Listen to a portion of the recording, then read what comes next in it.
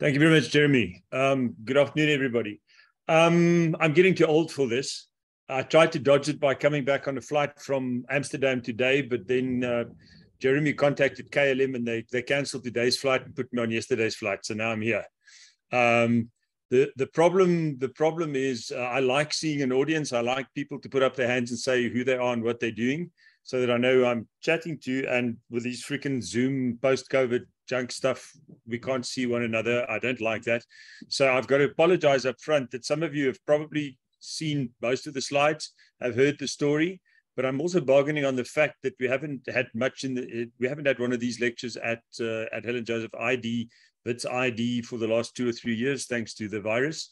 So hopefully there's a couple of new registrars and a few other joiners that sees something new and enjoys it with us. So normally this is something like travel medicine in a nutshell, but I decided to make it travel medicine in a parfait because I promised that we'll do 2 case studies at the end as well. I'm probably not going to have time for that because I talk too much. And I haven't got all the data on the second case. So I'd rather ask Jeremy nicely to let me talk about that later on when we've got more detail, but I have prepared one for you. Okay, so we're really going to run through this very quickly. Partially because some of you have seen it before and partially because we don't have enough time.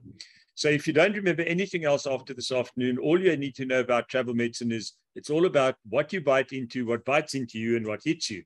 And it looks something like this. It's what you bite into, that's food and waterborne disease, stuff you eat by the roadside. And God's gift to travelers is bananas, because you can peel them without touching the inside. And so you're not going to get any one of those nasty food and waterborne diseases if you eat a well-peeled banana. I had to put this one back in. It's sort of old, but seeing that Ebola is making a little bit of a comeback again now in Uganda. This was in the time of the big Ebola outbreak, 2014, 2016 in West Africa, and we were eating, living, and drinking Ebola. And just so that nobody says I'm nasty, the soup on the bottom right, you can find in Norway, which I've just had the privilege of visiting for 2 days. And I can tell you, I know why the people there eat bat soup. It's too freaking expensive to buy a hamburger. Right. And then, of course, watch out for things that bite into you. This is a little bit extreme. We'll talk about some others as well. And then things that hit you. Road traffic accidents, interpersonal violence. Just not to be called a chauvinist, I put this one in. And then I thought, heck no, we need to update it just a little bit. Okay. So to look a little bit more formal at it, you bite into it: food and waterborne disease, traveler's diarrhea, hepatitis A, typhoid, Lassa fever, cholera, you know all of them. It bites into you right at the top: malaria in red, sleeping sickness, yellow fever, dengue, chikungunya, Zika, river blindness, rabies, ladies of the night. And then it hits you: injuries on duty, and road traffic accidents and interpersonal violence is one of the biggest killers of expatriates and travelers anywhere in the world, but in particular in the developing world. Right, so travel medicine, if we look at these and we say food and waterborne, vector-borne disease, a portion of this, a percentage, can be, I've got no idea whether that's my phone or somebody else's, can't be mine, shouldn't be mine.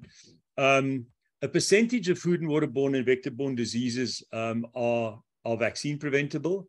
The most important one, if I give you every vaccine in the book, I'll only protect you against 5% of travel-related diseases. And the most important disease that it doesn't cover is malaria. This is from my old slide. And of course, now we could say it also does not cover COVID. However, we can now say COVID is important, but we've now got a vaccine for COVID as well. So the most important infectious disease that I cannot protect you against if you're traveling in the developing world, certainly in Africa, is malaria. So this brings us to the point that education is of paramount importance in travel medicine. This is the so-called stephanogram, and was developed many, many years ago by the doyen of travel medicine, the father of travel medicine, Professor Robert Stephan from the University of Zurich. And it was very simple. When I started with travel medicine, you would say 25% of people going to developing countries will develop traveler's diarrhea. Can't give you a vaccine against that. 2.5% will develop malaria in some of the worst hit malaria areas of the time, West Africa in particular. And hepatitis A at 0.25% was known as the most common vaccine preventable disease around that would potentially affect people. things change in medicine, and things certainly progress in travel medicine as well. And so over the years, the stephanogram by 2011, it looked something like this. And we don't have time to go into detail, but you can see we've still got travelers' diarrhea right at the top. 25% plus of travelers will be affected by that. Suddenly, influenza A and B has become important, because we had avian influenza, we had swine flu, etc.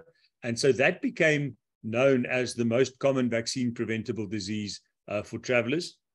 And of course, that is true for travelers everywhere in the world, not just going to the developing world. And then malaria overall and in West Africa has gone down to 2%. And that was for a variety of reasons. Malaria was better controlled, was better treated with the advent of the likes of artemether and lumefantrine.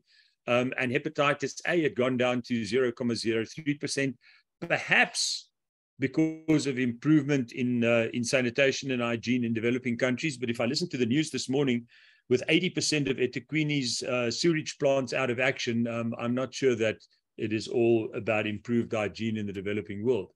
Okay, and then the story goes on, and suddenly dengue sort of comes on the world stage, and it appears on the stephanogram. And the others that are of importance to show out here, by 2018, we've still got travelers' diarrhea right at the top. We've got malaria way up there still, is not vaccine preventable. We've got influenza, which is vaccine preventable. Animal bites with a rabies risk has come to the fore. And then we see hepatitis A further down the track. But we also see measles and pertussis appearing on the stephanogram, previously regarded as a so-called childhood disease. And now we see it being mentioned in the travel medicine sphere, and we'll elicit a little bit more about that in a moment. And then you can see right at the bottom is cholera, and we'll say something about cholera later on. And then yellow fever in non-immune exposed people is way down on this log scale graph. So how come there's so much hoo-ha about yellow fever? So we'll say something about that. So that's just pointing out the measles thing. And measles is not just a thing of the developing world. Measles is making a comeback right across the world, and this was sort of the big news before COVID struck. And we can see in many countries, many different languages, that there's a lot of reporting going on about ongoing measles outbreaks. And of course, in November 2020, we had an alert here about a rise in measles, a measles outbreak. And just to show that nothing has changed, 27 October from the NICD measles outbreak update from the Limpopo province. So it certainly will keep us on our toes. Just a quick reminder here about the reproduction number of a variety of infectious diseases, and measles has got the highest one of that. And the only reason why I mentioned in this context is that we know that if we see a rise in measles cases, then we are sure to see a rise in the other childhood, so-called childhood diseases. We've got mumps there at a reproductive number of 10. And so the other childhood diseases are likely to follow suit in the tracks of measles. First of all, measles rose up again because there's complacency across the developed world, because nobody sees measles anymore. They don't realize what it does to children and even to adults. And so it's become fashionable to be anti-vaccine. And so we see a rise in those diseases, even in the developing world. And then, of course, we had COVID happen and sort of mixed everything up. The other one that sort of raised its little head here is a little virus called COVID. Right.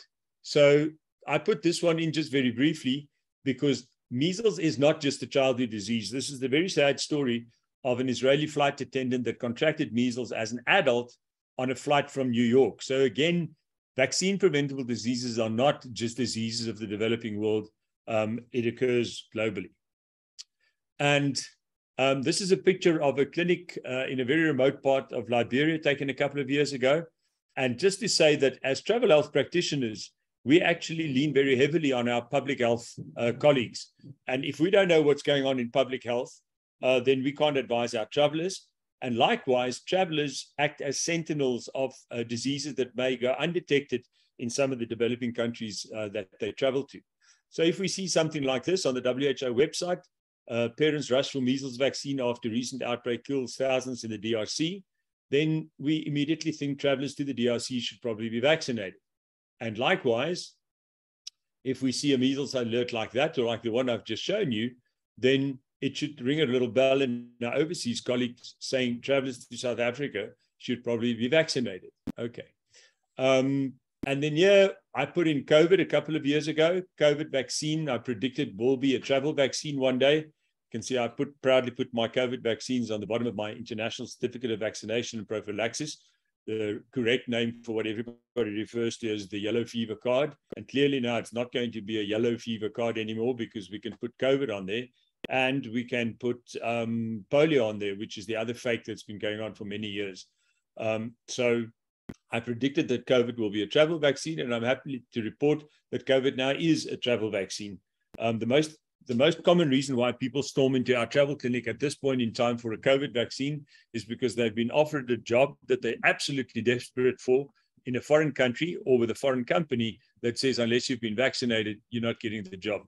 And so that's a very good marketing ploy to get people to eventually get their COVID vaccines.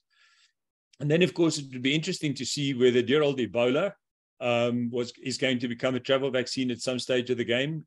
This card was from one of the sites we worked on in Guinea in West Africa. And there was a small outbreak in 2021 of Ebola, again, pretty near to the mine that we were working on. And the local workers were offered an Ebola vaccine. And that's what it looks like. Okay, I just mentioned that travelers are sentinels of what's happening in remote places. So just a reminder about GeoSentinel. GeoSentinel is a cooperative between the International Society of Travel Medicine and the American CDC, and it reports on travel diseases. And so a couple of years ago, we had a small cluster of African trypanosomiasis coming out of Uganda, Malawi, and Zambia. And we could report that back to GeoSentinel, and that news gets distributed throughout the world, a little bit like ProMed. And then people are aware of something like TRIPS again. So just a little graph. Most of you would know this. Travelers going to a host country. The host country may have an infectious disease going on. The traveler comes home, and we get the spread of the disease. I guess the most obvious one that we would think about right now is monkeypox, following on COVID.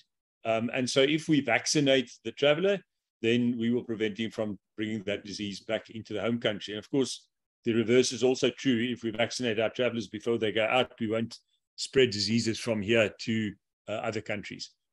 So in travel medicine, there's always a balance between travelers' health and public health. If somebody sits in front of us and we say, what do we think we should advise this guy, or what should we give him or not give him? First of all, we think about our patient. And then secondly, there may also be a public health component related to it. So here's the official definition of travel medicine. It's a part of medicine that is multidisciplinary. The primary goal is to prevent illness and injury in all types of travelers. Education is the most important one. Remember, I can only vaccinate you against 5% of the diseases you may contract. Secondly, there's vaccination and prophylaxis. The secondary goal of travel medicine is to minimize the impact of illness by teaching the principles of self-treatment. So if you're going to get Tutankhamun's trots on your trip to Egypt anyway, you should have a little travel kit with you. You should know to take lots of fluids. You should have a little bit of rehydration solution. You should know when and if to take loperamide, and you should know when and if whether you should take an antibiotic and which one it should be. And then what's been added in the last couple of years in our politically correct world is that there should also be a concern for the impact of travelers on the host country. And that's a whole subject on its own. Good. So where does the idea of travel medicine come from? I've just been to Switzerland, and I don't need to remind you, it's the land of chocolates, and where everything is done beautifully and very neatly. And so in the 1980s, when Prof. Stefan started thinking about the idea of travel medicine, Switzerland was like a chocolate box, all the little Swissies neatly packed in little rows, all fully vaccinated, infectious diseases, closed the chapter. But then they found that when they go out to exotic places like Thailand or Africa, they come back home with infectious diseases that they've not been vaccinated against. And so the idea of vaccinating people and providing them with travel vaccines came about. So Switzerland, the fortress, surrounded by mountains. And then things changed in the world with globalization. Even the Swissies had to sort of open their borders and allow immigrants in, etc. So let's just park this idea for a minute. The idea that travel medicine was born in a perfect little country where everybody had been vaccinated, infectious disease had been well controlled, and that was in the 1980s. Okay, so the stephanogram changes over time, and it shows us that we need to remain up to date. Disease patterns change over time, the geographical spread of disease changes, and so we cannot just attend a talk like this and then say, now we know all about travel medicine. Like everything else in life, you need to keep up to know what's happening. But what's wrong with this from an African point of view?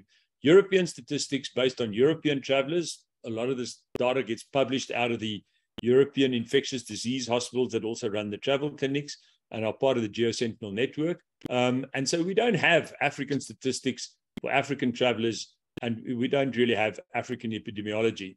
Even in our own country, it's quite difficult to figure out when and where, what's the risk of malaria going to the Kruger National Park right now. The statistics that we can get are very often hard to get, and they're not necessarily correct. So if I medevac somebody out of Africa with complicated malaria and they end up in a hospital in Gauteng, it gets reported as malaria from Gauteng. It doesn't get reported as malaria from Gabon, for example.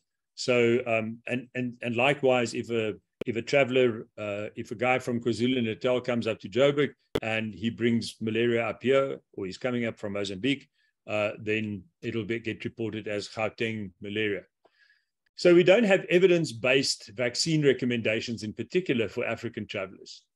And this is just a map of where Geosentinel can be found everywhere in the world. You can see there are large swathes of North America that's just all pink. And in Africa, we only had 3 centers, and that was Kenya, Nairobi, Johannesburg, and Cape Town. And unfortunately, the clinic that operated the Geosentinel site in Kenya has gone belly up, so it's no longer there. So right now, the only 2 Geosentinel centers in Africa is Johannesburg and Pretoria. And it would be very good if we can change that at some stage of the game. Right. So if we then go back to this concept of travel medicine, looking at it from the Swiss perspective, then we think of vaccines, of travel vaccines, or of vaccines in 3 categories: the childhood vaccines, EPI vaccines, compulsory vaccines. Is there anything that you must have according to some law or recommendation? And then recommended or so-called travel vaccines. So I don't really need to remind all of you what the childhood vaccines are, the EPI is, and we're going to talk about each one of these categories a little bit. So the EPI, okay, everybody must be up to date with their childhood vaccines. But if we look at what EPI means in most African countries, then we see there's a little table at the top left there. The South African EPI is a little bit, this is not totally up to date, but the South African EPI was a little bit more sophisticated even then. And then you've got the United States of America, which even pre-Trump had a pretty sophisticated childhood vaccination program running up to the age of 18. Now, just to make it a little bit more tricky, in some countries where yellow fever is endemic, and immediately a place like Angola springs to mind, yellow fever is supposed to be part of the EPI. And if you go to Southeast Asia, then large parts of Southeast Asia, Japanese encephalitis will be part of the EPI. And similarly, in parts of Eastern Europe where tick-borne encephalitis is rife, tick-borne encephalitis vaccine is available to the local population as part of routine vaccinations. Okay, so we say that whatever your take on childhood vaccines is must be up to date. Already, just to point out, my eyes just falling on measles, mumps, rubella again. Saw the story about the Israeli flight attendant. And I personally medevaced a guy out of Uganda, 45-year-old guy, a couple of years ago, that everybody thought had hemorrhagic fever because he had blood in his urine, and he turned out to have measles as an adult. Never had measles before, and somehow he managed to contract measles again. And then the so-called compulsory vaccines, which we'll say more about in a minute. So if we look at yellow fever, we've got meningococcal meningitis, polio for certain countries, and COVID-19, which used to be most countries, but now already things have changed. And so now it's many countries may still require you to show proof of vaccination, or, as I said earlier on, some companies will not let you come and work there if you have not been vaccinated. And then we'll get on to the others. So how do we decide who gets what? So there's a simple mnemonic, DDT-CV, which everybody can remember. So it's about the destination, the disease risk, and the traveler, and the cost, and the vaccine. So the destination is all about where is he going And what is he going to do there? So this is pretty obvious. Somebody's traveling into the jungle in Central Africa. And this was actually taken on a geological exploration mission. So that's what they're going to go and do out there. But somebody can say she's going to India, and you may see Dad today. Dad is a hotshot businessman, and he's going to see if he can strike a deal with a certain well-known family in India. And so he's going to be hosted in a 7-star hotel, all expenses paid, and that hotel is going to be in Mumbai. So his risk is probably relatively low. You would want to update his childhood vaccines. You want to be sure that that maybe you want to think about a typhoid vaccine, and maybe you want to think about a hepatitis A vaccine. But tomorrow his 17-year-old daughter comes in. She's got a backpack with her, and she's about to leave on a cheap flight via Middle Eastern airline, and she's going to India. She's starting off in Mumbai as well. She's going to find her inner self, and she's going to stay in an ashram. And she's going to the same city in the same country, but she's not going to be exposed to the same things. So that's all about she's going to do what. Nice if it's possible to not just go to the internet, but actually go to a place. And when you walk into a little clinic in the sticks in Liberia, and priority diseases are listed as cholera, diarrhea with blood, measles, meningitis, Lassa fever, yellow fever, polio, neonatal tetanus, human rabies, other viral hemorrhagic fevers, take a pick, maternal and neonatal death, then you're glad that you're there with a bunch of male geologists, because at least the last two are not applicable to them. So always good to have an idea of what's happening. So we try and keep up with the geographical spread of disease. And this series of maps just shows that, over the years, the reach of dengue has changed, and it would have changed again by now. Unfortunately, you would see that last map was 2013. COVID has delayed mapping of many diseases around the world for the last 3 years. So also nice when you walk into the clinic and you see, stay clear of the rats because they carry Lassa fever. So there's Lassa fever there. We've got good old Ebola on the top right-hand side, and we've got river blindness on the bottom.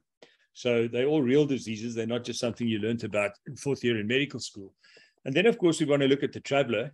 And I'm very tempted to say there's a prize for anybody who knows who made this little group of statues. You can put it in the chat and send it off to Jeremy, and we'll see it. And you're not allowed to Google it because I don't know how to do reverse Google. Samantha, you're not allowed to take a photo and reverse it. Okay, so the traveler. So we want to know, if we look at these two good specimens of the human race, two very good friends of mine, then we want to know about their pre-existing illnesses. If they're going to do exploration work in a place called Koidu in Sierra Leone, and this is the executive suites that we're staying in for 5 days with a bucket of water between 6 of us as the water supply, then you certainly want to know what you're up against.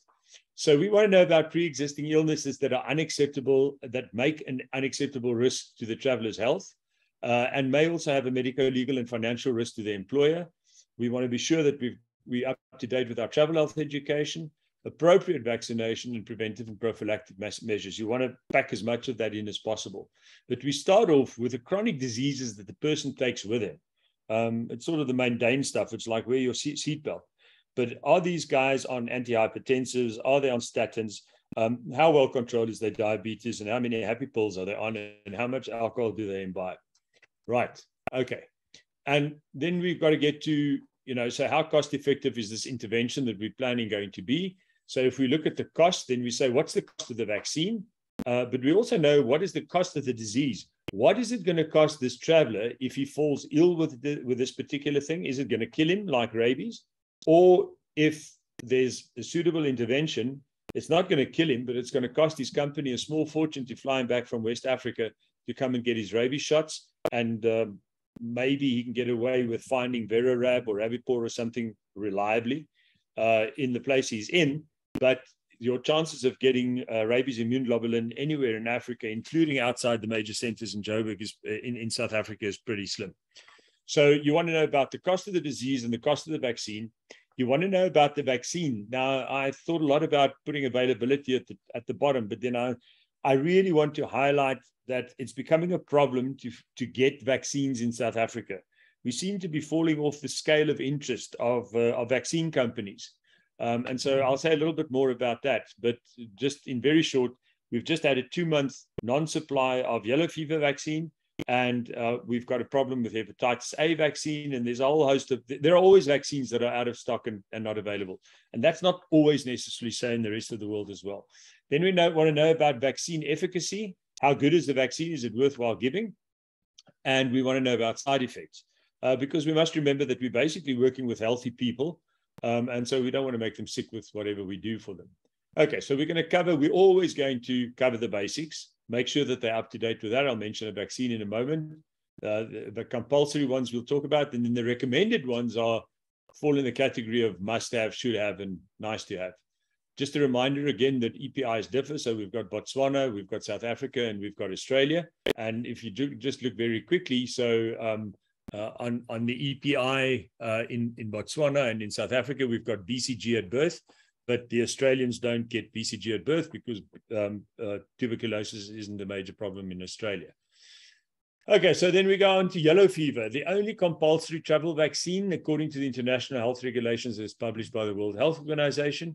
And it's a public health measure from that point of view to prevent the spread of yellow fever to other countries. South Africa or country X would harbor the Aedes aegypti mosquito, which is the vector for yellow fever. And in order to prevent these mosquitoes becoming infected, we want to know that people who come from a yellow fever affected country have been vaccinated so that they don't accidentally bring the virus in.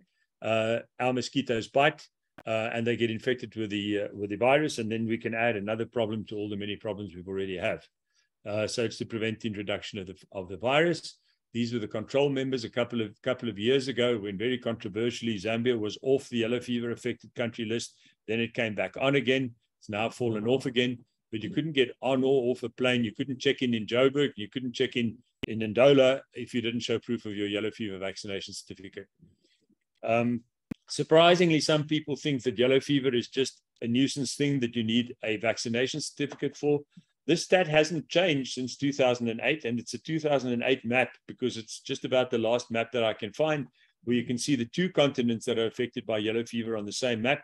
They're all published separately now. I have to wonder about the politics behind that. But broadly speaking, we still talk about 200,000 cases per annum with 30,000 deaths, most of them in countries where the diagnosis will probably be missed, and they'll probably die as a complicated malaria. Okay, more up-to-date maps, and all these are showing you, this is from the World Health Organization, that those areas circled in yellow is where you can clearly show that yellow fever has progressed, the spread of yellow fever from 2011 to 2015. You can see that the coastal areas of South America were not considered to be a yellow fever problem. So those of you that used to go to Rio de Janeiro and lie on the beach in your youth, that was all safe. Now it's not safe anymore because they had a large outbreak of urban yellow fever in those coastal areas in 2017. And so that whole area is now red. And similarly, miraculously, the Katanga province in the Congo didn't have yellow fever or had a low risk of yellow fever. And then shortly after the WHO announced that, slap bang in the middle of that area, there were confirmed yellow fever cases. So now that's all red again.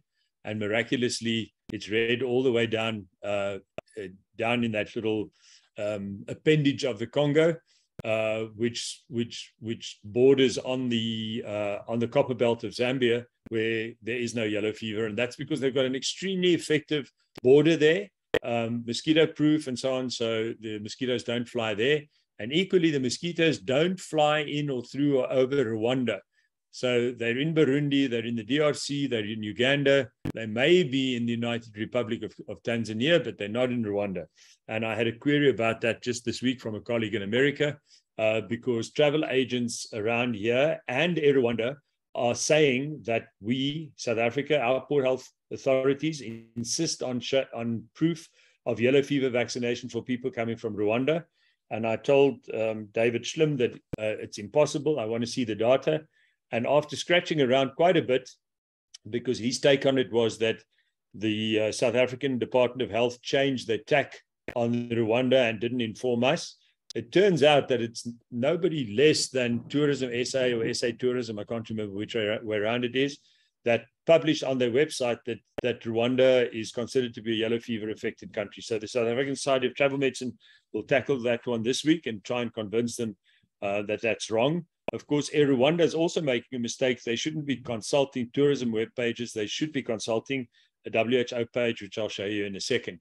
So this is the CDC version of these maps. And again, you can see that coastal area that's now been colored in a dark red color, or whatever you want to call it.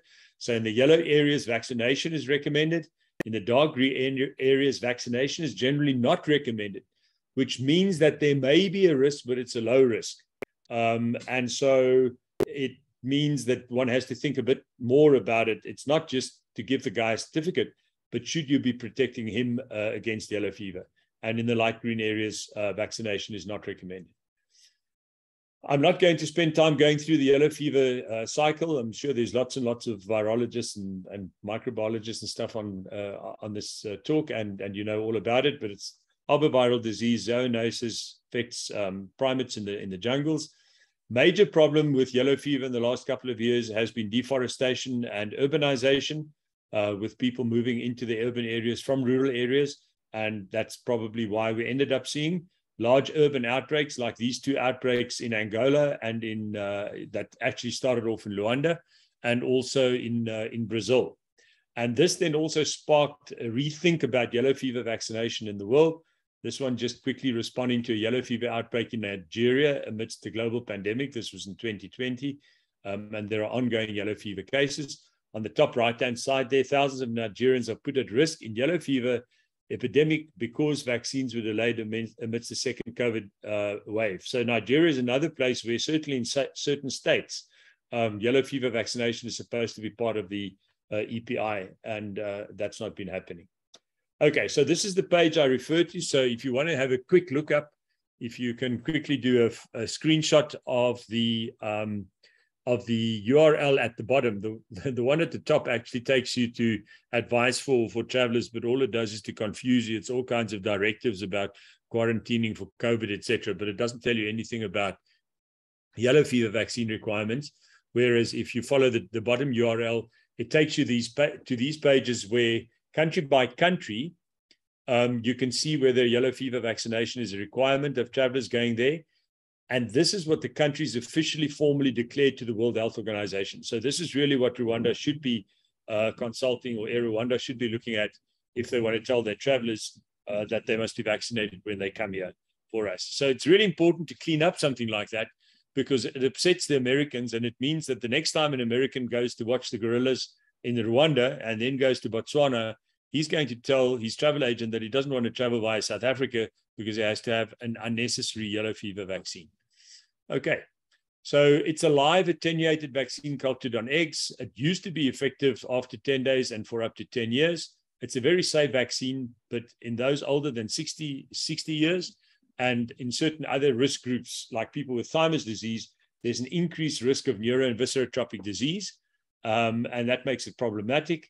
And along with these outbreaks in Brazil and in Angola, and with a concern of a yellow fever vaccine shortage globally, what if yellow fever spreads to China, as it nearly did, because there were unvaccinated Chinese migrant workers in Angola that took yellow fever back to China? And what if yellow fever becomes endemic in a huge country like China? So here are the contraindications and precautions to giving the vaccine. And that's why it's also important that people who do administer yellow fever vaccine actually know what they're doing and understands the risks. So the whole thing about yellow fever for life was decided on a weekend in Geneva, probably not accompanied by copious amounts of wine, because it's too expensive to drink wine in Geneva. But it was decided by a group of eminent people, amongst others a gynecologist, that a yellow fever vaccine is now valid for life and no longer just for 10 years. And that it is safe enough to only give one yellow fever vaccine, whereas previously we always said 10 years. Immediately when they published this, there were articles coming out saying that, well, that might be true for a large chunk of the population. Probably about 85% of people will have adequate cover. That's interesting. But is one dose always enough? And that was published by Dipti Patel, who's a well-known travel medicine guru in London. And the bottom article was published amongst others by Leo Visser from, I think it's I can never remember which university he's with, but some other Vrije Universiteit in the Netherlands. So they were questioning whether this is really true. And then there was this letter coming from Brazil, where they've got a lot of well-documented experience with yellow fever vaccination in the local population, and whether it is always true to say one dose is enough. So we know that vaccine is less effective and the duration may be less, and there's a failure to respond to the immunologically in pregnancy. So obviously that's more important in local populations where the vaccine is giving to large parts of the population to locally control it. So there's less than 40% of those less than 40% of pregnant seroconvert in their third trimester. People who are HIV infected, people with malnutrition, people with other forms of immune suppression. And I would think that the immunologicals these days is a relatively big problem because lots of people are on them. That those people may not necessarily have immunity for life. So I'm probably going to get killed by my colleagues, but I'm sticking my neck out and saying this is something that we've been talking about for a long time and haven't actually formally published.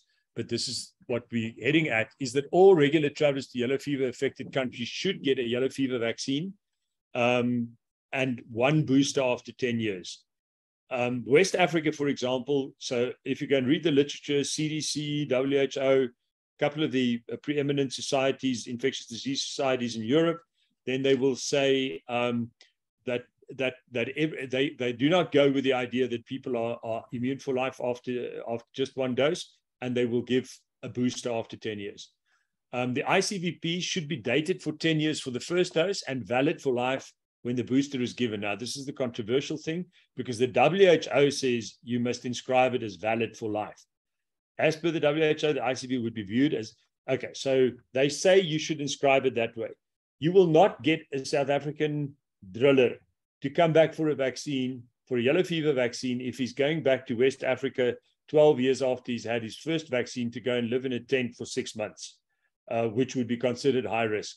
So that's why we're going to push for the idea that the valid for life only comes with a second dose. However, as per the WHO, the ICVP would be viewed as valid for life by all authorities, even if it's dated.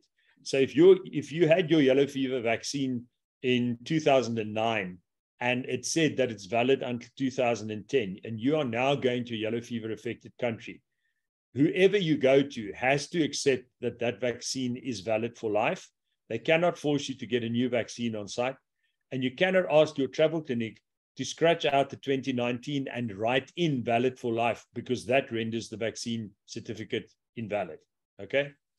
And if we propose that we go with this, then that would be in line with many of the European countries as a minimum. And I think the Canadians are doing the same, and certainly the Brazilians are thinking about that. Just a reminder that yellow fever is a viral hemorrhagic fever. Again, the people who sort of think it's just a nuisance certificate that you need to get because the travel agent says so, it's a viral hemorrhagic fever like all the other many viral hemorrhagic fevers we do get in Africa. Ebola killed about 11,000 people in the 2-year outbreak in West Africa. Yellow fever kills 30,000 people every year. So it is a real disease. So now more than ever so, it's important to do a proper risk assessment for your particular traveler sitting in front of you. This is just a reminder that yellow fever and malaria is stable mates. So I've never fired a nurse from my clinic before, but if anybody comes to us and says, I must have a yellow fever vaccine, and they walk out of the clinic without being asked, and what are you doing about malaria, they'll get fired. More so, I might get sued by the widow if Mr. Joe Bloggs goes to the Congo with his yellow fever vaccine, but without malaria pills, and he dies from malaria. So anywhere that there's malaria in Africa, so anywhere there's yellow fever, there's a risk of malaria.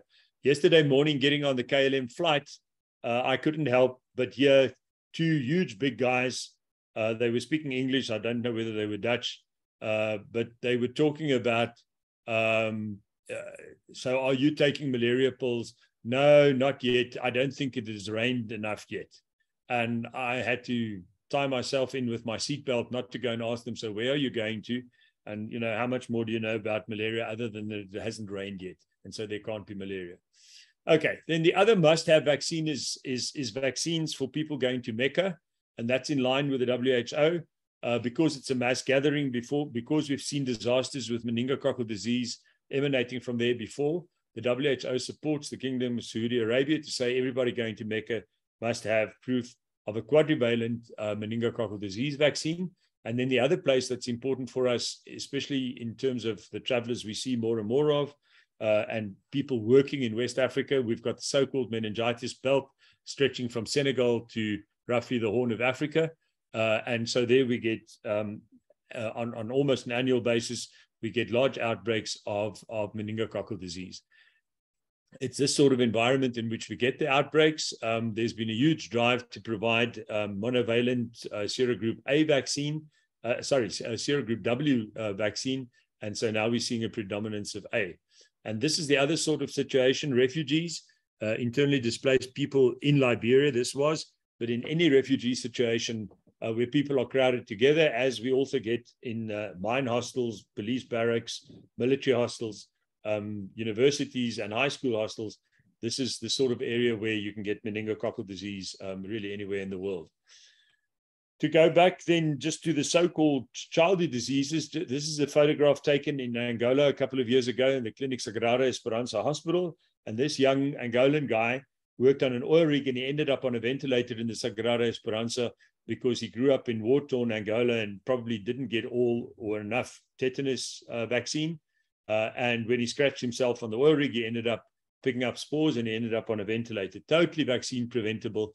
And certainly in that respect, a childhood disease and a childhood vaccine, but something that everybody should be updated with every 5 to 10 years.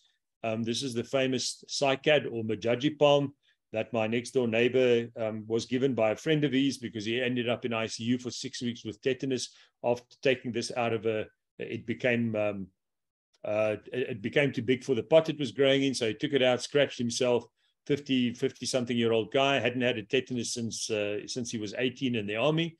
And so he ended up on a ventilator with tetanus right here in Northcliffe. Hordes of people are cycling now. And so a scratch like this can make you end up in a hospital or dead. And then earlier this year, we had the privilege of going on a senior tours hike of the Cyclades in Greece. There were about 25 of us. The youngest in the group was 42. The oldest was 3 months short of 80.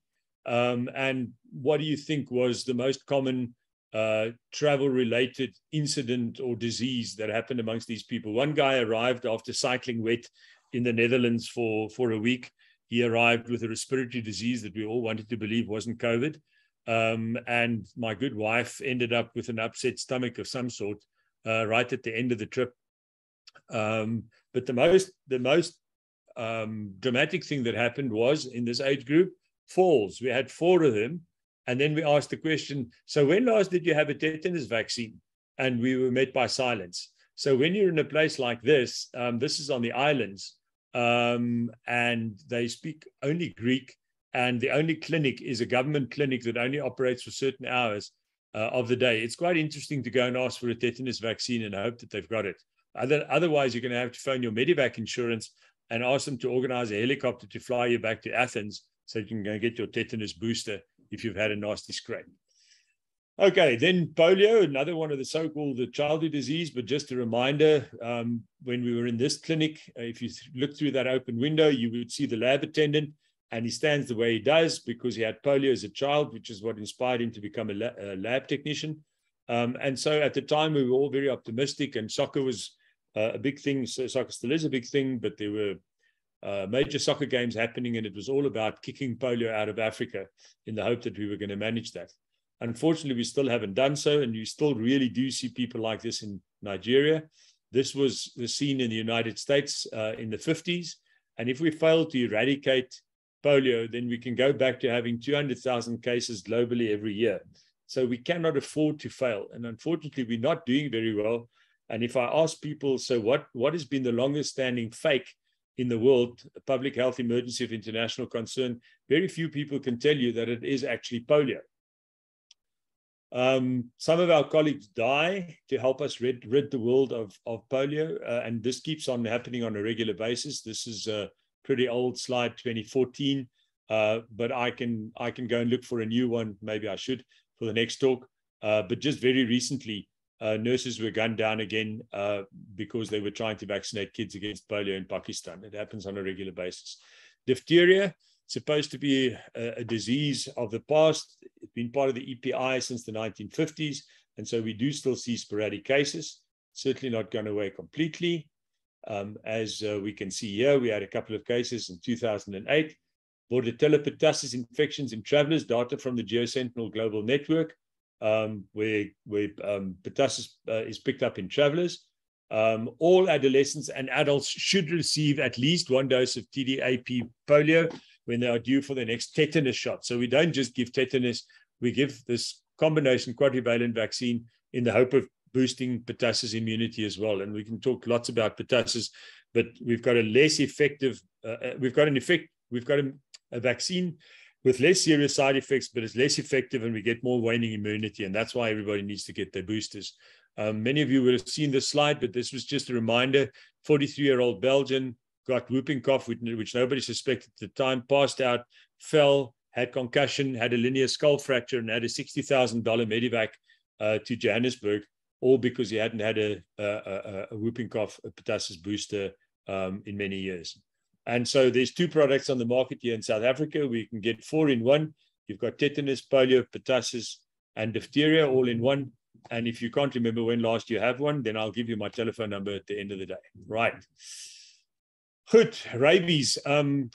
Lucille is the big rabies lady, and rabies, I thought when I started with travel medicine, I told them in Glasgow last week, they really drilled risk assessment and no unnecessary vaccines into us in Glasgow 30 years ago.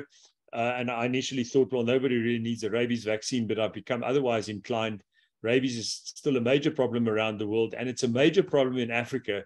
And it's a bigger problem when you've got a traveler that hasn't had pre-exposure rabies vaccine, and you're trying to find him rabies vaccine, and you're trying to find him rabies immune globulin.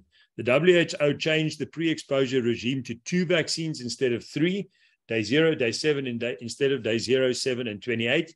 And so we can now much more effectively, because all our travelers come at the last minute, we can much more effectively give them 2 rabies vaccines and know that we're never going to have to look for rabies immune globulin ever, if they do get bitten or they do get exposed. So human rabies immune globulin is in short supply or absent in many parts of the world, but in particular in Africa, or it's given too late, or it's given incorrectly, or because there's a huge shortage of human rabies immune globulin, which we're supposed to produce in Durban, they will end up getting equine rabies immune globulin from India, which I think is for horses. And then the rabies vaccine is also not always available, not given correctly, of doubtful quality or of doubtful cold chain management, or the traveler gets told, it's not just travelers, people in and around Johannesburg get told, oh no, that can't possibly be rabies, it's not needed. One of our colleagues that's on this call, his sister's a virologist in a town in the north of this country, in Limpopo. She worked with a rabbit cat. She got bitten. She went to the local pharmacy. She said, I need a rabies booster. The nurse told her that cats don't carry rabies. That's not in Timbuktu. That's right here in South Africa. So we need to talk lots and lots. We can't talk too much about rabies, because if you do get rabies, you will die. Okay, so the new regime, just give it. Personally, if I had small kids, if I had grandchildren, if I hadn't had my 2 rabies vaccines already, I'd rush out there and go and get them. It's expensive, but it's worth it. Right, typhoid, another food and waterborne disease, bacteria, lousy vaccine, only 75% effective for 2 to 3 years. I always thought, yeah, who really needs a typhoid vaccine, until I ended up in that nice executive suite in Koidu in Sierra Leone and said, just give it to me. Anything is better than nothing. And the other problem with typhoid is the first most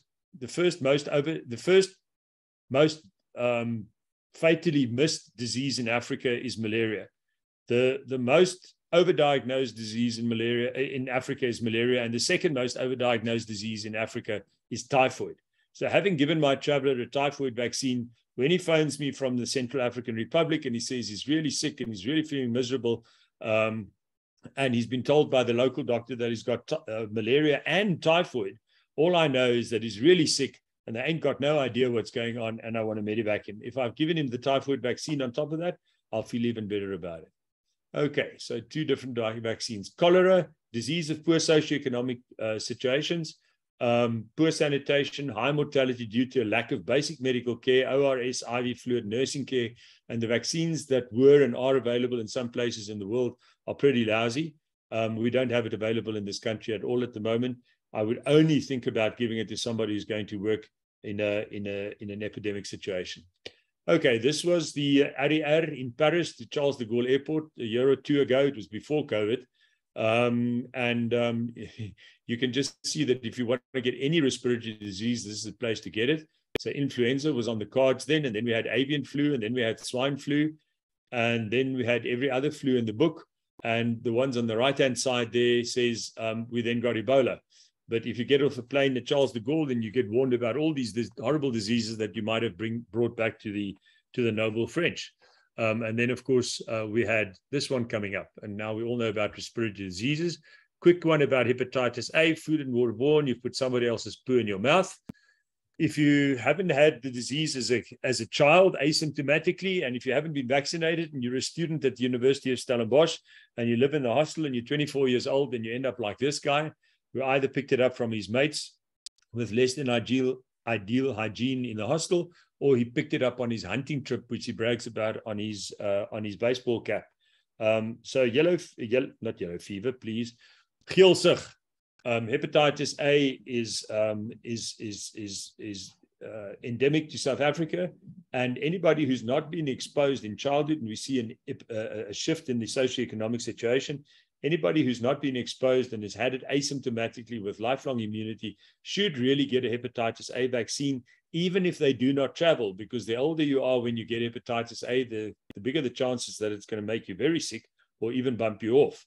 And that's why I'm gobsmacked that the vaccine companies are telling us that there isn't a market for yellow fever vaccine in this country, or that there's a global vaccine shortage, and that's why we don't have it available yet. That's all nonsense and rubbish.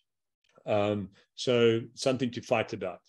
Okay, hepatitis B, you've got to work a little bit harder at it. It's all about blood and sex. The problem with this is that it causes chronic hepatitis, cirrhosis, and eventually has a big hand in hepatocellular carcinoma globally. And that is why it's part of the EPI in many countries, including in our country since 1994. So we do have a solution to the adult hepatitis A vaccine problem, and that is to give a combination Hep A and B vaccine called Twinrix. But why would I want to give somebody who's already had his 3 shots in childhood of hepatitis B, why would I want to spend his money and give him another hepatitis B shot if what he really only needs is the Hep A shot? Okay, but that is why the chronic liver disease is why hepatitis B is part of the EPI in many developing and other countries. Okay, so we move on. So things that are changing, all of these diseases, just vaccinate. This is a very rough graph of how we decide how we do a risk assessment and decide who gets what. Not going to bore you with that. And then, of course, we're almost out of time, and I haven't said anything about the non-preventable diseases, HIV, AIDS, African tick bite fever, schisto, injuries, etc., which is all part of travel medicine. So let's go back to this parked slide on squeaky clean chocolate box Switzerland. How have things changed? Well, we've seen the emergence of mass migration in many parts of the world, out of Africa, but also out of the Middle East, and now out of the Ukraine. I could kick myself when I realized I didn't take a photo of the office at the Amsterdam Central Station where they receive Ukrainian and Russian refugees. So Europe's castles, the walls of the castles have been breached, and infectious diseases knows no borders. So there are no more castles. We live in a global village. One virus affects all. I wrote this before COVID, and one vaccine protects all. So there's nothing better to illustrate this than what we've just experienced for the last 2 or 3 years. And so just a reminder, migrants are also travelers. And so, you know, they may bring infectious disease, but there's a couple of articles that say actually a lot of them contract infectious disease in the quarantine camps or in the asylum seeking camps, etc., that they're being held in Europe. But that's a problem. So vaccines are not just for the small fry. the traveler, the elderly, or the infirm. If we vaccinate the children, we protect the elderly. If we vaccinate the elderly, we protect the young. You can't go and see your newborn grandchild in Australia if you don't show proof of pertussis and diphtheria vaccination, because OMAs give this to the little ones before they've had their first 6-week shot. And then if we vaccinate travelers, we protect the host country. If we protect travelers, we protect the home country. And if we vaccinate the animals, we protect the people, amongst other things, against rabies. So we put this out a couple of years ago just to bring the message home. This holiday, will you go to Romania or just remain here? Will you go to the British Isles or the Blikies Isles? Will you go to Fancourt, or will you just hang around here? Whether you stay or stray, you should consider having your travel, teen, and adult vaccinations updated. And if you could read the fine print of the vaccines, you'll see that you need exactly the same vaccines for Hillbrow as you need for Romania. You need to be up to date with your so-called childhood disease, your tetanus, pertussis, diphtheria, polio, measles, mumps, rubella, Hep A, Hep B, influenza, human papillomavirus, pneumococcus, etc. So you don't have to travel to need these. So a visit to a travel clinic is an opportunity for a public health intervention. We can do good for the traveler, but for everybody else as well, by educating and vaccinating. Here's just a couple of reference books, some of them published by SASTM. I'll give you the SASTM website in a second. And then there's a CDC yellow book. I think there's a newer edition now. It's available online. You don't actually have to buy it, and it's a very nice reference. This is just to show the difference between the WHO has got very nice fact sheets on the different travel-related diseases, vaccine-preventable diseases, but it's very much got a public health slant, and I almost want to say a public health developing world slant. Whereas the CDC's books the CDC's yellow book is written for travelers and for the public health perspective.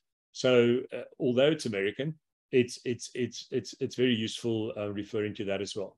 There's the SASTM website, South African Society of Travel Medicine. And if you were not totally bored by what I had to say this afternoon, or if I talk too fast, our next travel medicine course is from 3 to 7 May next year in Rosebank. If you attend it, you'll get lots of CPD points, and you also get a certificate of competence in travel medicine, which in theory allows you to then apply to the Department of Health for a yellow fever license, which effectively then means you can be a travel clinic. It's not just for people who want to have a travel clinic, it's also for doctors, nurses, pharmacists, and paramedics that work with expatriates or with travelers, also in the corporate environment. And we've had the privilege of having a couple of infectious diseases gurus on our course, and it's always nice to have real ID people on there as well. And then if you can't wait that long, then we've got our 2022 post-pandemic travel health update in Cape Town in the Breakwater Lodge, November 12 to 15, 2022. That's just a day and a half update, but we're going to talk about all the exciting things that have happened in COVID and yellow fever vaccine and yellow fever vaccine shortages in the last couple of months. Right. And then I promised, Jeremy, can I have 5 minutes more to do my one case? Yes, sure. Absolutely. Thank you very much. I spent lots of time on this. Okay. So the sound of MM. We had a phone call coming back from the Kruger National Park. We had a phone call probably about 2 months ago now from a friend of ours or a good acquaintance. She said, my 37-year-old daughter is in Sofia in Bulgaria. She's in hospital in incredible pain. She does not have travel insurance and she has to get home. And what must we do? The patient, Mrs. KB, is a musician, and she gave up her job here at the age of 37 to go and do a master's in film score music composition. Okay.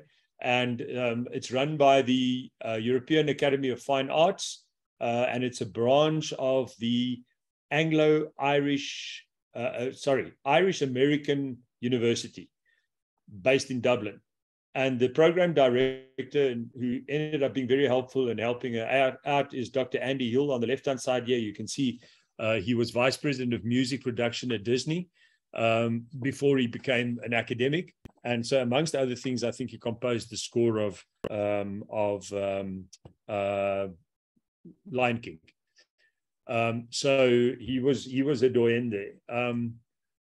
So in February 2021, when she was still in South Africa, she was tired and she saw a GP, and the GP thought she was anemic and thought that she might have an iron deficiency or B12.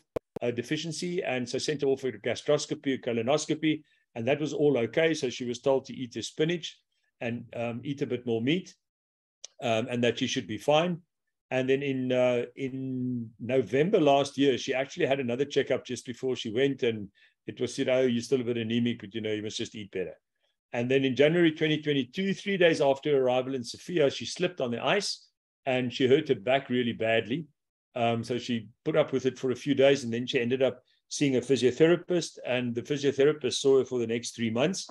And after 3 months, her pain was just not getting better. And so she went to see a neurosurgeon, and he did a MRI scan of her back, and he said that there was nothing wrong, and that she should just eat better and she should exercise more and strengthen her abdominal muscles. So she went back to the physio. So that was in March. And then on a Saturday morning, 2 months ago, she woke up and she had a really bad sneeze in bed, and she had such acute pain that she couldn't move.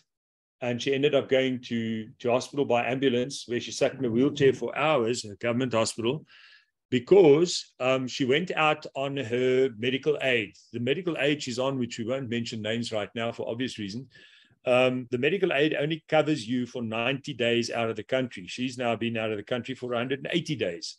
So she didn't have cover, and she didn't take out additional travel insurance because she didn't have money and she was trying to save up. And the university on the other side did offer a basic medical insurance that would cover her to be seen in a local hospital, I think to the tune of like 60,000 Rand or something. It wasn't a lot at all. So the first hospital then, after a couple of hours, referred her to the second hospital, where they repeated the MRI scan. And this is basically what it looked like. So multiple lesions up and down her spine, and in fact, she's got multiple lesions in her skull, and she's got multiple lesions in her long bones. She's just got multiple lesions everywhere. So that's the comment. Multiple thoracic lumbar vertebral body fractures, spinal canal narrowing. Further appropriate histological and marrow evaluation would be indicated. So I made contact with her and I asked her for a medical report, and that's what it looked like. So if there's anybody in the audience that's willing to read and translate it for us, then we'll appreciate that. But luckily there's a program called DeepL. So I chucked it into DeepL, and much to my surprise, it actually translated into something that we could more or less understand. And at this point in time, her hemoglobin was 6.9. She was in severe pain, and I didn't really put much about that in here, but when I met her recently, she told me that this government hospital, in fact, the doctor that fetched her told me that the government hospital makes Helen Joseph look fairly nice. She never had a bed bath in a week. They didn't catheterize her. They gave her nappies. Never had a bath, never had her hair washed, got food, but no cutlery. So the friends had to bring her cutlery. So it sounds like it wasn't a great place. So this is the tail end of the translation. I eventually got to speak to Dr. Alioski, the neurosurgeon, and his words to me were, I cannot be sure of her safety after next week.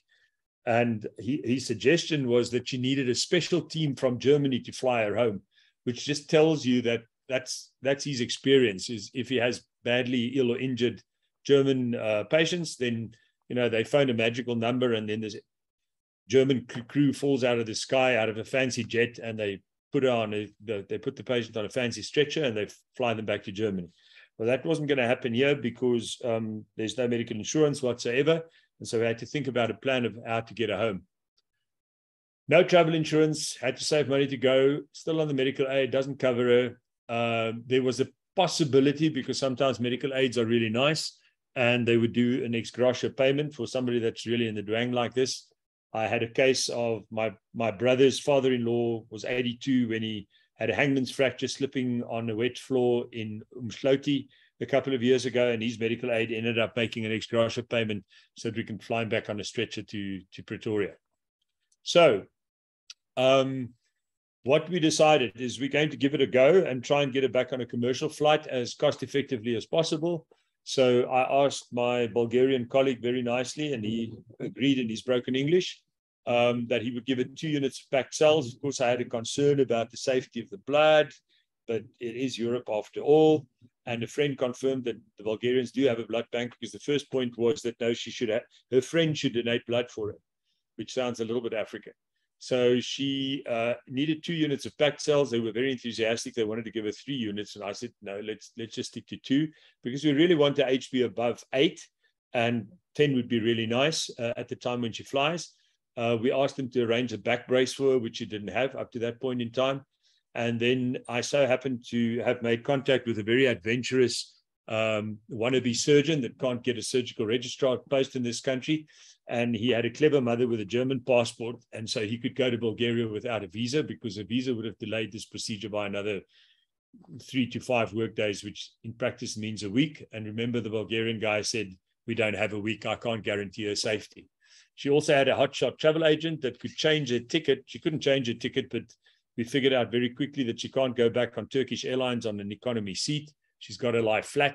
Of course, I had 2 big concerns. One was that she dies from a blood clot on the flight, and the other one was that she arrives alive but paralyzed. So we looked at the possibilities for flights, and Qatar Airways offered the best option. So we completed a MEDEF form for them, which they require. We arranged a business class seat, a wheelchair. We asked to seat her near a toilet, and we had to arrange ambulance drop-offs and pickups on both ends. The university actually helped with the drop-off on the other side. We asked her to put her on a low residue diet and a new nappy. As a friend brought her some dry shampoo, which I now read in the press is extremely toxic. Then we needed a bit of grit and a lot of prayer. And eventually she was on the ambulance, in the ambulance. This is actually, that's in the ambulance.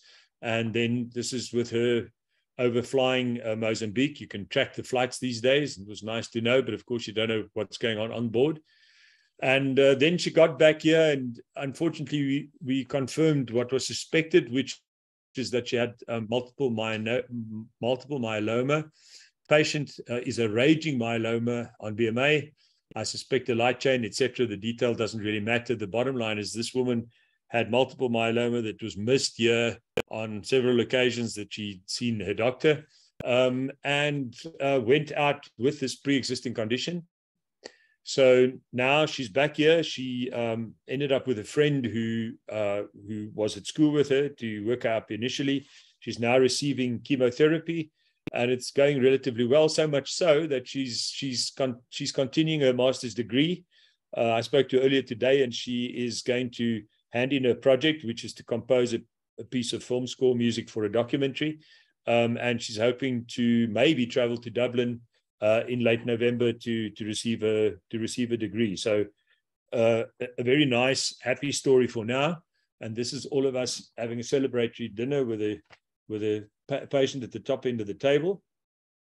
And yeah, so Dr. Andy Hill helped work on the score for Lion King. So I thought we can end up with Hakuna Matata. Of course, there's still the prospect that she's probably going to need a bone marrow transplant at some stage of the game, but we'll face that mountain when we get to it. And that's all for now. Thank you very much.